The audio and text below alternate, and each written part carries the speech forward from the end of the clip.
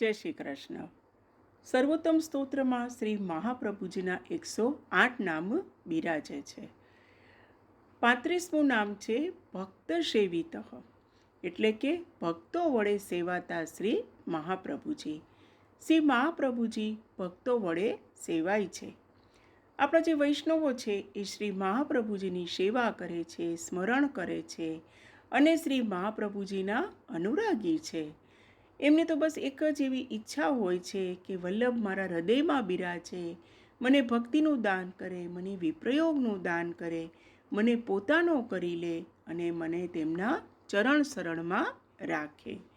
આવું જે ભક્તિ કરે છે જે વલ્લભની, તે હંમેશા આવું વિચારતો હોય છે અને સેવા કરવામાં પોતાના સુખની નહીં પરંતુ પ્રભુના સુખની જે ભાવના રાખે અને એ જ નિસ્વાર્થી જે ભક્ત છે એ જ પ્રભુ સુધી પહોંચી શકે છે. અને તે શું વિચારે છે કે પ્રભુના સુખે સુખી અને પ્રભુના દુઃખે દુઃખી. એનું નામ જ ભક્તિ છે. અને નારદજી પણ ભક્તિ સૂત્રમાં સેમ આ જ વસ્તુ આપણને સમજાવે છે. હવે જે મહાપ્રભુજીના જે 84 વૈષ્ણવો થઈ ગયા, એમાં એવા ઘણા વૈષ્ણવો એવા છે કે તેમને કોઈ પોતાની કોઈ સ્વતંત્ર કોઈ સેવા નથી સ્વીકારી કે નથી કોઈ સેવા કરતા એ પોતે, પરંતુ એમને તો વલ્લભના ચરણોમાં જ એટલો દ્રઢાશ્રય હતો કે એ બસ એને વલ્લભને જ સર્વસ્વ માનતા હતા.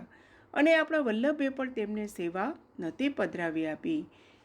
એમાંના જે એક છે એ દામોદરદાસ હરસાની, તેમને ક્યારેય જીવન પર્યંત ક્યારેય સેવા નહોતી સ્વીકારી, પરંતુ હંમેશ માટે તે વલ્લભને જ પોતાનું સર્વસ્વ માનતા હતા અને મહાપ્રભુજીના તે મુખ્ય સેવક હતા. અને હંમેશા તેઓ વલ્લભની સેવામાં જ તત્પર રહેતા હતા.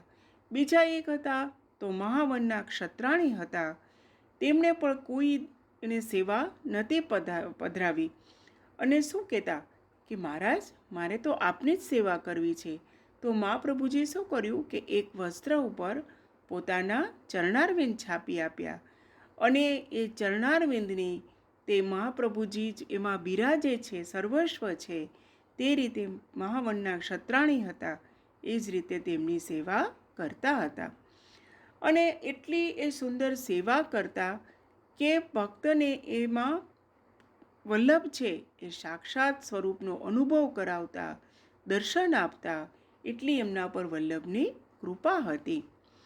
અને ઘણીવાર તો એવું બનતું કે એ ક્યારેક મૂંઝાઈ જતા, એમને કોઈ મૂંઝવણ હોય ત્યારે એમના જે ચરણારવિંદ એમના ઉપર જે પધરાવી આપ્યા હતા, એમને જ્યારે વિનંતી કરતા ત્યારે મહાપ્રભુજી ખુદ તેમને માર્ગદર્શન આપતા હતા. અને જે મહાપ્રભુજીએ જ્યાં જ્યાં ભાગવત પારાયણ કર્યું ત્યાં ત્યાં આપણા બેઠકજી બિરાજે છે. અને આજ તો આપણે કલિકાલમાં તો અત્યારે આપણે જે બેઠકજી જઈએ છીએ અને આપણે ગાદીજીની સેવા કરીએ છીએ, ચારે ચરણ સ્પર્શ કરીએ છીએ. આ બધો જે પ્રકાર છે એમાં શું સમજાવે છે? ભક્ત સેવિતઃ, આ નામમાં એમનો અર્થ સમજાય છે.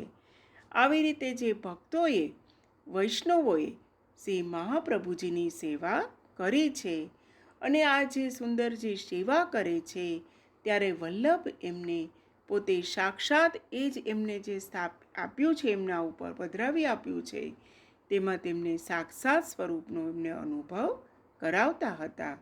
શ્રી વલ્લભાધીશ કી જય. જય શ્રી કૃષ્ણ.